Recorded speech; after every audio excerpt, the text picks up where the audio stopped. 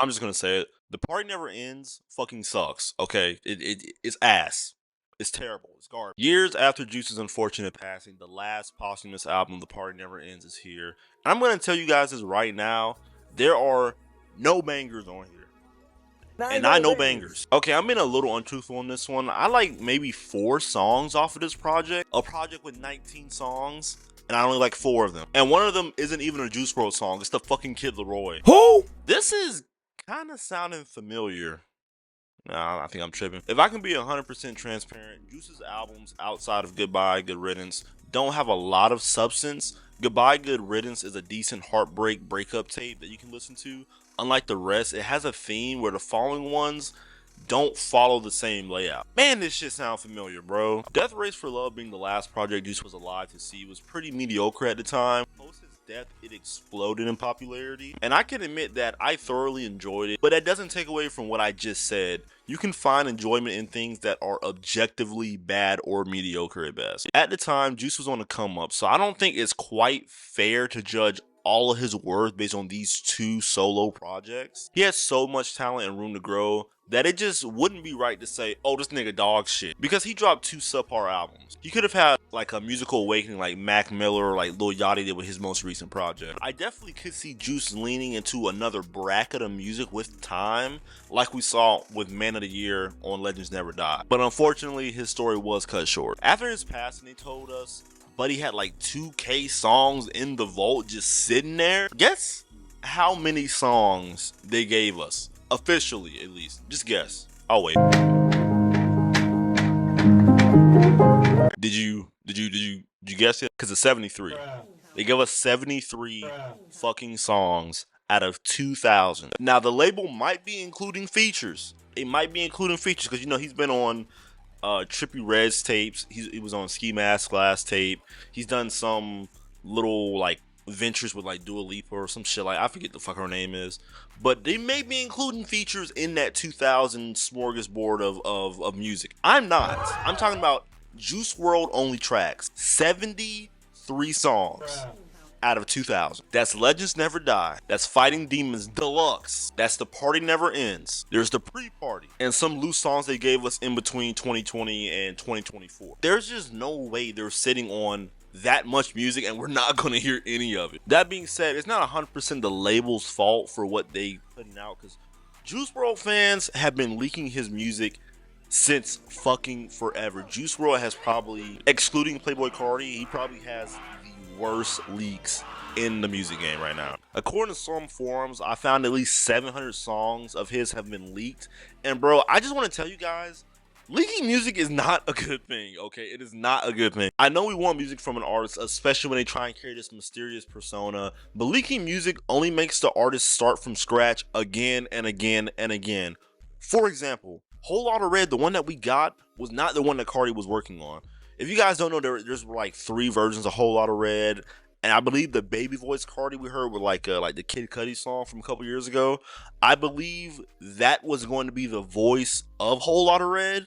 But as we know now, he scratched and he went for the whole vamp route or whatever the fuck he got going on. Think about it. They make these songs not only for entertainment, but for profit. If we bootleg the shit and put it on a custom playlist, when they drop it officially, why would we listen to it? I already have it. Not only do I have it, but I have a different version of the song that is arguably better. I'm not listening to the boo-boo bullshit one with the feature from artists that I don't even like and my favorite verses removed. Hell no, I'm not listening to that. These artists have to make a profit, not only for themselves, but for more importantly, their label. Past artist experiences have made me infer this.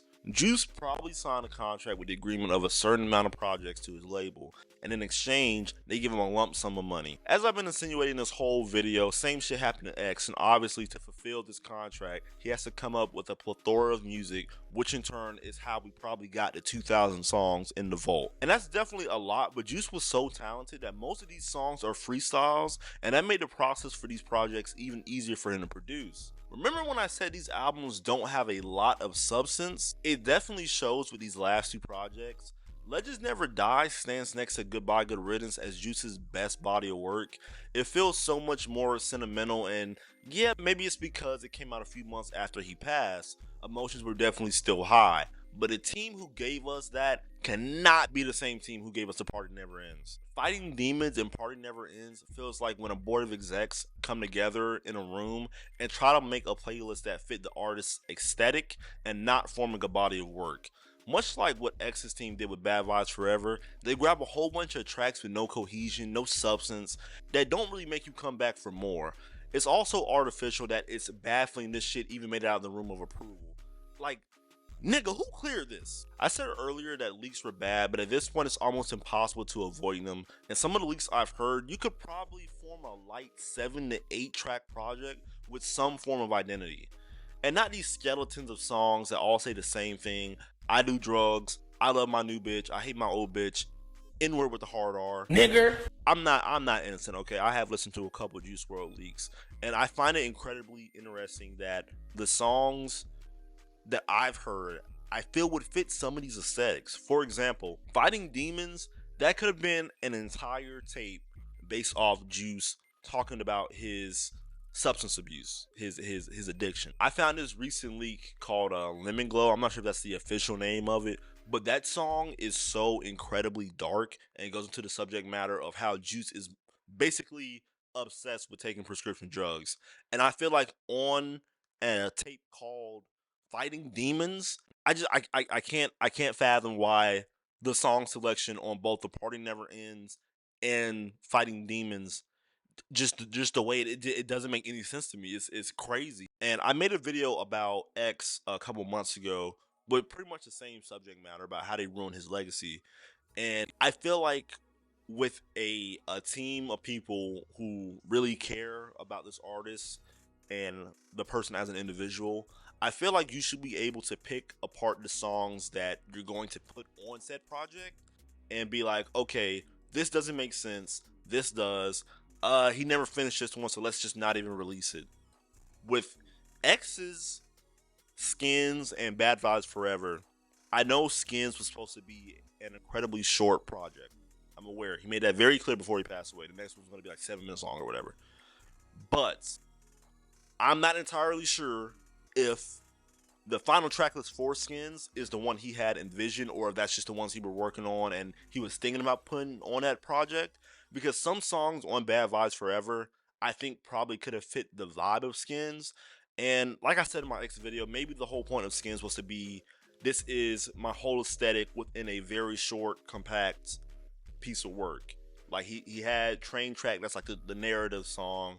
He had a Whoa, Mine and All, that's like the, everybody loves that song, just like the all around good vibe song. Maybe that was the point of Skins, I'm not exactly sure, but Bad Vibes Forever, dude, taking voice memos this nigga recorded on his iPhone 8 Plus and making it a song, that's not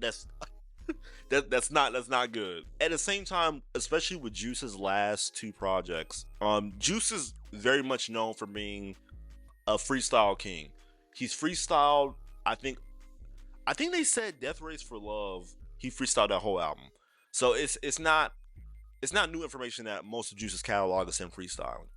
But at the same time, when a lot of the subject matter in his freestyles is the same over and over and over again, as the label, when you're forming a body of work, if there is maybe subject matter in said song that he's freestyling that is very much abundant than the other things, like I said, the Lemon Glow song about him saying his love for prescription drugs. Let's take this song, right, and put it with other songs where he's also talking about his battle with addiction. Let's take this song where he's talking about how much he loves his girl and whatnot, and let's put it on this project. You know what I mean? I just feel like that should be common sense. I feel like what I'm saying is not crazy. I just think maybe the label knows that the Juice WRLD hype is going away. He has been gone for I think 5 years at this point. And in saying that, Juice WRLD, his he's still on the charts. You know what I mean? But also at the same time, with some of these freestyles he has, they are becoming kind of dated.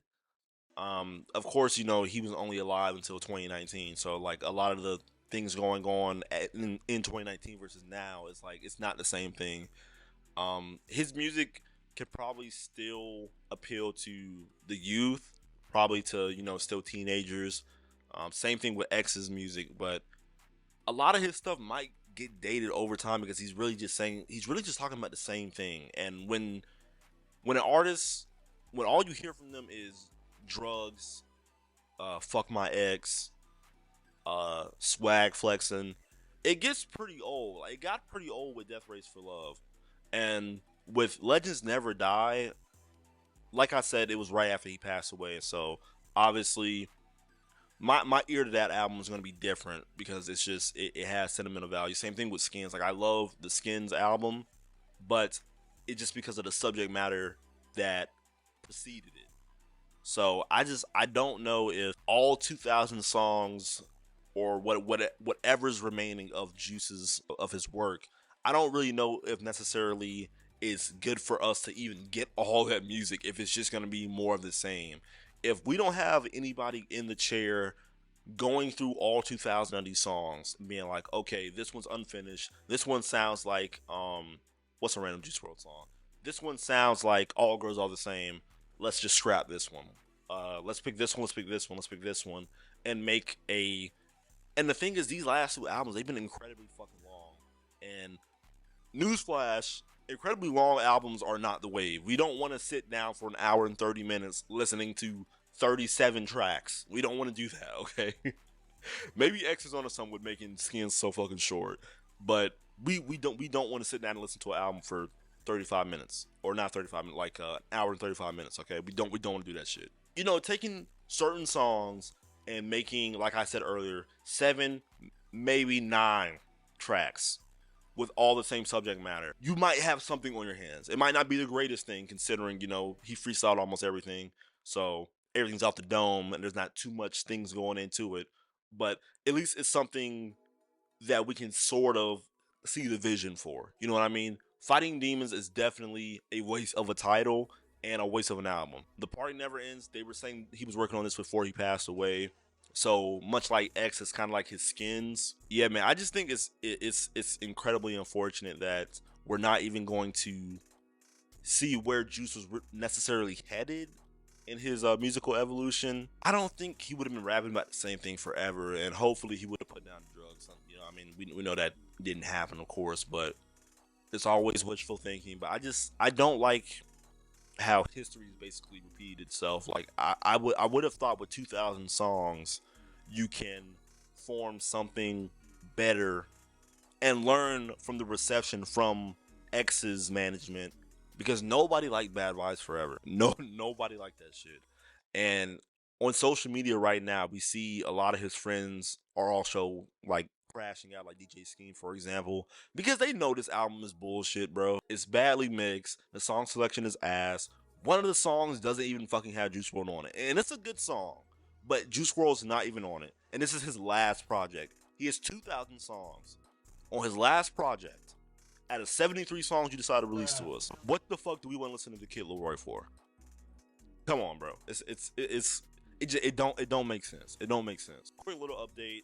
I don't know if you guys are new to the channel or not, but my entire place is completely different. This used to be a music wall over here, and I used to have like some other posters like over there. Yeah, I'm in the process of moving, so I had to find a new place first. Had to grind, get my cash up a little bit. I got a new microphone, as you can see. Hopefully the audio quality is better. I used to use Audacity back in the day. I completely forgot how to use this shit, so I'm finna be trying to go through everything, make sure everything's good. But yeah, I've just been in the process of some life things. I do plan on coming back and making more content because I do have a lot more ideas that I want to explore and get that pushed out. But also at the same time, YouTube been dogging me, boy. Have not been able to monetize my channel since July. I had to wait like 3 months until like October of this year. I don't think that's 3 months. Whatever. I had to wait a while to try to reapply for monetization.